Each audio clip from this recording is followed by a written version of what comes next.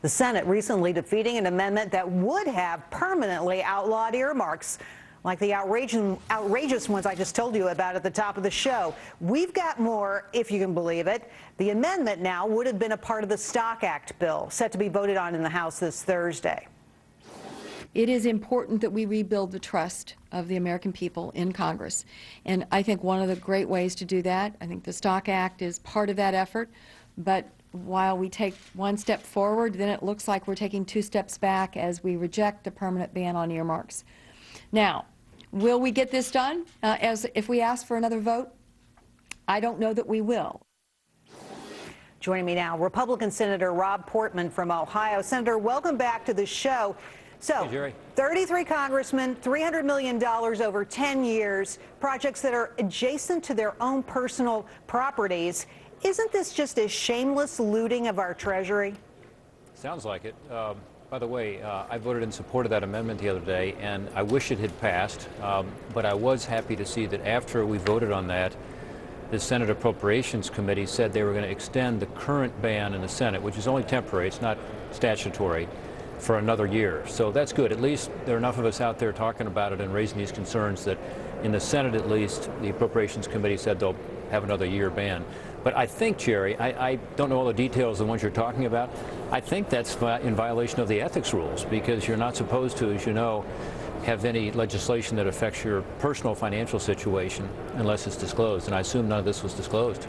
Yeah, apparently there was no disclosure with it, which is what makes it so outrageous. Let me give you another example just for the fun of it. Here's Senator Reed's earmark, $21.5 million to build a bridge near his personal property where he owns 160 acres of land. Now, this one has been made public already, and people have talked about it a lot. But I've got to ask you, because you were really on the record about earmarks, not liking them. You were the first congressional budget chief, CBO chief. You know how this works. What will it take to get rid of these earmarks? Well, what I did when I was at the Office of Management and Budget was, for the first time ever, put all earmarks online. And it helped. At that time, earmarks were increasing dramatically. They'd increased about 4 times over the previous 10 years. And it slowed them down a lot, because when they're transparent out there to be seen, it really helps. But you need to connect it to the member and to the senator. And, you know, when people have to defend it, sometimes it's pretty hard. Now, there are cases, frankly, where some members are happy to defend the earmarks. I think they're the right thing to do. My point is that at a time when we're facing a $15 trillion debt, when we have these annual budget deficits of $1 trillion, when we've obviously got huge problems in our economy, part of it stemming from the overspending, we've got to do everything we can to make sure that every dollar is being spent wisely. So it's a time for us to put the ban in place, move on to getting at some other very serious spending issues, including reform of the entitlement programs, which is controversial, everything that's going on now in the domestic discretionary spending we have to do, and we got to grow the economy. And I think it's urgent that we do it. So it fits into a bigger... Obviously, a lot of things on your to-do list. I want to talk about this. You say $15 trillion in debt. The president next week expected to introduce his own budget. He's already kind of shown his hand on what he expects to do. Lots of tax increases coming particularly for wealthy individuals. What do you make of that? Well, we'll see. I haven't seen it yet. He's coming out with it next Tuesday, so it's a week from today. We'll hopefully get a budget that actually gets us to balance over 10 years. Not holding my breath for that, because last year's, as you know, added trillions of dollars more in debt.